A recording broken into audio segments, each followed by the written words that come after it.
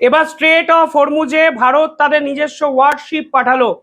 গোটা বিশ্ব রীতিমতো স্তম্ভিত এবং চমকিত, এবং অনেকে বুঝতে পারছেন না ভারতের স্ট্র্যাটেজিটা এখানে কি। দেখুন, আমি এই ভিডিওতে সহজ ভাষায় আপনাদের বোঝানোর চেষ্টা করছি এই মুহূর্তে ভারত এক্স্যাক্টলি কি চাইছে এবং ভারতের টপ মোস্ট প্রায়োরিটিটা কি। ভিডিওটি শেষ অবধি দেখলে বুঝবেন যে ভারত প্রথম থেকেই এই যুদ্ধে যেরকম ভাবে ডিপ্লোম্যাটিকলি একটা স্ট্রং একটা অবস্থান নিয়েছিল, আজকে ওয়ারশিপ পাঠিয়ে একই ধরনের ডিপ্লোম্যাসি কিন্তু মেনটেন করছে। এবং ভারতের স্বার্থ ছাড়া আপাতত যে কিছু ভাবছে না, তা কিন্তু ভারতের এই পদক্ষেপে স্পষ্ট। স্ট্রেট অফ হরমুজ আপনারা অনেকেই জানেন, বিশ্বের প্রায় বহু দেশের মতোই ভারতও কিন্তু সেই স্ট্রেট অফ হরমুজের উপর নির্ভর করে আছে। স্ট্রেট অফ হরমুজ থেকে ভারত এই মুহূর্তে তাদের 35% যে ক্রুড অয়েল তা কিন্তু ইম্পোর্ট করে, এবং ক্রুড অয়েলের পাশাপাশি এলপিজি প্রায় 80% ইম্পোর্ট কিন্তু ভারত এই স্ট্রেট অফ হরমুজ থেকে করে।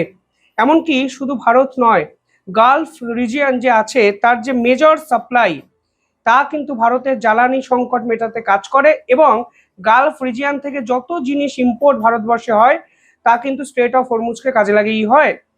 ক্রুড অয়েল এবং এলপিজির মধ্যে একটা বেসিক ডিফারেন্স আছে।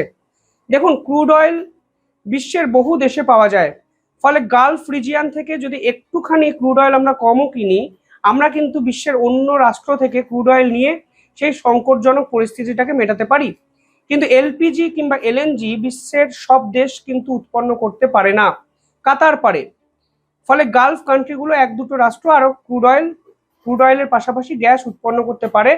ফলে মোস্টলি আপনি গালফ দেশগুলোর উপরই ক্রুড অয়েলের পাশাপাশি এলপিজির উপর ডিপেন্ড করে থাকবেন, এটাই স্বাভাবিক। এবং ভারত প্রায় 80% ডিপেন্ডেন্সি কিন্তু এই পার্টিকুলার রিজনের উপর আছে, অন্তত গ্যাসকে কেন্দ্র করে।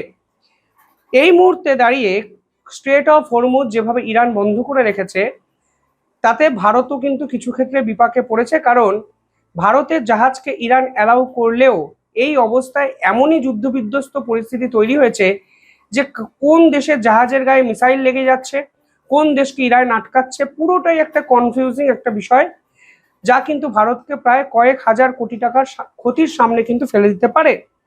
এই মুহূর্তে স্ট্রেট অফ হরমুজ থেকে ভারতের জাহাজ ভারতের দিকে আসছে, তা সত্ত্বেও এই যে প্রসেসটা অত্যন্ত স্লো হচ্ছে, কারণ ইরান প্রত্যেকটি জাহাজকে দেখে দেখে দেখে দেখে পাশ করার অনুমতি দিচ্ছে। ফলে এই মুহূর্তে ভারতের প্রায় ডজন খানেক শিপ এই স্ট্রেট অফ হরমুজের বাইরে কিন্তু অপেক্ষা করছে।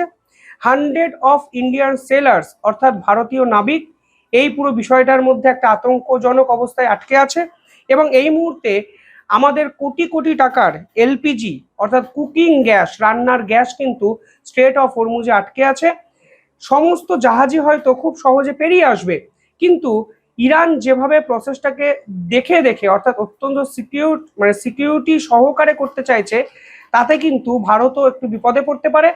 কারণ কার মিসাইল কার জাহাজে লেগে যাচ্ছে এটাই আইডেন্টিফাই করাই হলো ইরানের কাছে সব থেকে বড় এখন চ্যালেঞ্জ। এবং আপনারা জানেন বিশ্বের বহু দেশ এই সময় অন্য দেশের পতাকা ব্যবহার করে স্ট্রেট অফ হরমুজ ক্রস করতে চাইছে। ফলে ভারত কোনো অবস্থায় কোনো রিস্ক অন্তত স্ট্রেট অফ হরমুজকে কেন্দ্র করে নিতে চাইছে না, তা ভারতের এই ধরনের পদক্ষেপে স্পষ্ট।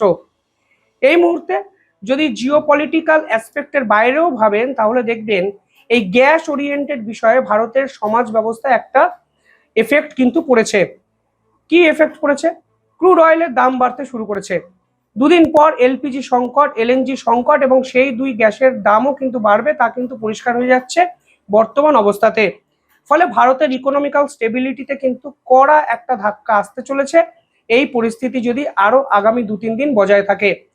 পাশাপাশি এখানে ইনফ্লেশন আপনারা জানেন, অর্থনৈতিক মন্দা, কিংবা আজকে আমাদের ভারতীয় যে নগর জীবন আছে সেই নগর জীবনের বাড়িতে যদি গ্যাস না থাকে, তাহলে কিন্তু সমস্ত ক্ষেত্র এফেক্টেড হতে পারে। মানে রেস্টুরেন্ট বলুন, পাড়ার একটা ছোট্ট ঘর, সামান্য কোনো বাড়ির একটা ঘরের এফেক্টিভ একটা পরিস্থিতি বলুন, বিভিন্ন ক্ষেত্রে গ্যাস এমন একটা বিষয় যেটাকে আপনি অ্যাভয়েড করতে পারবেন না, ফলে আপনি গ্যাস ছাড়া চলবেন কিভাবে। ফলে এই পরিস্থিতিটা কিন্তু ভারত অত্যন্ত কড়াভাবে মোকাবিলা করার চেষ্টা করছে। ফলে এর জন্য ভারত কিন্তু তাদের 6টি ওয়ারশিপকে কালকে পাঠিয়ে দিয়েছে, যাদের মূলত কাজ আমাদের যত জাহাজ এই স্ট্রেট অফ হরমুজ থেকে আসছে তাদেরকে প্রোটেক্ট করা, তাদেরকে এসকর্ট করে এই স্ট্রেট অফ হরমুজকে ক্রস করতে সাহায্য করা, যেন ইরান এবং ভারতের মধ্যে কোনো মিসকমিউনিকেশন না হয়, ইরান যেন ভুল করেও ভারতের কোনো ট্যাঙ্কারে অ্যাটাক না করে ফেলে, এবং সব মিলিয়ে ভারত যেন তাদের অর্থনৈতিক ক্ষতিটাকে আটকাতে পারে। এই মুহূর্তে সব থেকে বড় ইম্পর্টেন্ট যেটা প্রশ্ন, ভারত কিন্তু সরাসরি ওয়ারশিপকে স্ট্রেট অফ হরমুজে পাঠায়নি। যদি সেটা পাঠাতো তাহলে যুদ্ধে অংশগ্রহণ করা হয়ে যেত। আমি আপনাদেরকে ক্লিয়ার করে দিতে চাই পুরো বিষয়টি।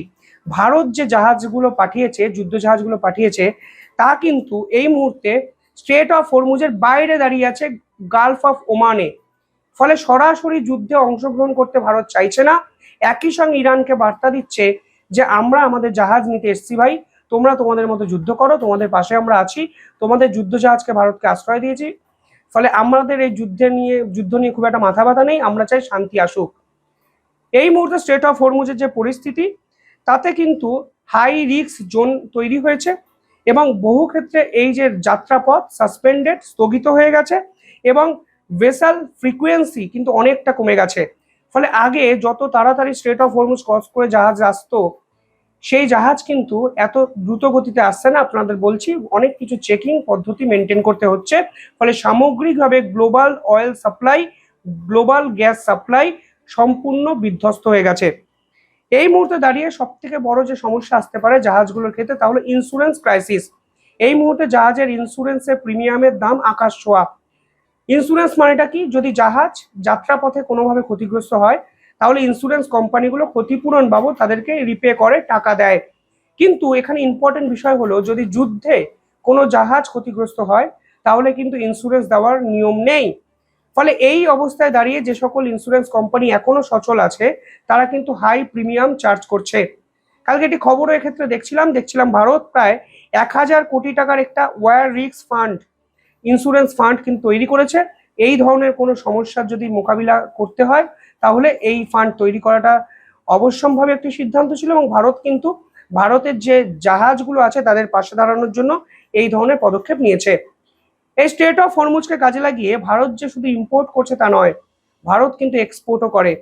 প্রতি মাসে প্রায় $4 বিলিয়ন এক্সপোর্ট ভারত কিন্তু এই স্ট্রেট অফ হরমুজকে কাজে লাগিয়ে করে। তার মধ্যে ইম্পর্টেন্ট হলো engineering goods, textile, chemical, food product, সবই কিন্তু বহির্বিশ্বে যায় এই স্ট্রেট অফ হরমুজকে কাজে লাগিয়ে। ফলে এই পুরো পদ্ধতিটাকে আটকে রাখা হয়েছে, মানে কন্ট্রাক্ট ভায়োলেশন হচ্ছে, পুরো প্রসেসটা কিন্তু ডিলে হচ্ছে। এবং সামগ্রিকভাবে যদি গ্লোবাল অয়েলের দাম বাড়ে, তাহলে কিন্তু ভারতের অর্থনৈতিক মন্দা কার্যত সামনে চলে আসবে। ক্যাশ ব্যালেন্স যে অ্যাকাউন্ট হয়, কারেন্ট অ্যাকাউন্ট বলে, তার ডেফিসিট তৈরি হয়েছে, এবং কারেন্সি প্রেশার তৈরি হয়েছে, এবং গ্রোথ এখানে ইম্প্যাক্ট হবে, কারণ এক্ষেত্রে ইম্পোর্ট কম এবং এক্সপোর্টের যে ব্যালেন্স গেমটা আছে তা কিন্তু সম্পূর্ণ ভেস্তে গেছে। আর এই প্রেক্ষাপটে দাঁড়িয়ে ভারত কালকে ঘোষণা করেছে তারা 6টি ওয়ারশিপ এখানে ডিপ্লয় করছে, এবং একাধিক সাপোর্টিং ভেসেলস এই জায়গায় ডিপ্লয় করা হয়েছে শুধুমাত্র ভারতের জাহাজগুলোকে এক্সপোর্ট করার জন্য। এই ওয়ারশিপে কি কি আছে?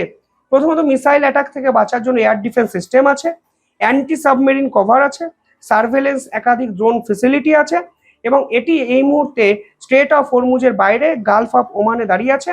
আর কারণ আমাদের সাথে ওমানের সম্পর্ক খুব ভালো, ওমানও এক্ষেত্রে সাহায্য করছে, এবং আমরা ইরানকেও বার্তা দিচ্ছি, আমরা ভাই স্ট্রেট অফ হরমুজের যুদ্ধ জাহাজ নিয়ে তোমাদের সঙ্গে যুদ্ধ করতে আসিনি। আমাদের স্বার্থ হলো দেশের স্বার্থ, দেশকে বাঁচাতে হবে, দেশের অর্থনীতিকে বাঁচাতে হবে, দেশের মানুষ যেন কোনো বিপদে না পড়ে, তার জন্যই আমরা আমাদের যুদ্ধ জাহাজকে এখানে পাঠিয়েছি। কোনো ভুল বুঝো না। এবং এটি আমাদের অত্যন্ত পুরনো একটি পদক্ষেপ। 2019 সালে আমরা শুরু করেছিলাম অপারেশন সংকল্প, যেখানেও আমরা গালফ রিজিয়ানে যুদ্ধবিধ্বস্ত পরিস্থিতিতে এই ধরনের ট্যাঙ্কারগুলোকে এসকর্ট করতাম, এবং আমরা এতদিনে প্রায় 500টির বেশি ট্যাঙ্কারকে এসকর্ট করে ভারতবর্ষে নিয়ে গেছি। 2026-এ এসে সেই অপারেশন সংকল্পই আমি নতুন করে রিভাইভ করতে চাইছি। অর্থাৎ কোনো মিসকমিউনিকেশনের জায়গা নেই। ভারত সেটাই করেছে যেটা ভারতের জনগণ এক্সপেক্ট করে, ভারতের জনগণের জন্য যেটা করা উচিত, এবং আলটিমেটলি ভারতের স্বার্থ রক্ষা করার জন্য যেটা করা উচিত সেটাই কিন্তু ভারত করেছে। অর্থাৎ ভারত কিন্তু পরিষ্কার এক্ষেত্রে বিশ্ব রাজনীতিতে একটি দম দেখালো, দেখো ভাই, আমরা আমাদের যুদ্ধ জাহাজ পাঠিয়ে আমাদের অয়েল ট্যাঙ্কারগুলোকে নিয়ে এলাম, তোমরা কিছু করতে পারলে না। এটাই ভারত, এটাই ভারতের ডিপ্লোম্যাসি, এটাই ভারতের স্ট্রংগেস্ট পজিশন পৃথিবীর বুকে। কিভাবে দেখছেন আপনারা পুরো বিষয়টি কমেন্টে জানাবেন। দেখতে থাকুন দ্য ইন্ডিপেন্ডেন্ট বেঙ্গল। ধন্যবাদ।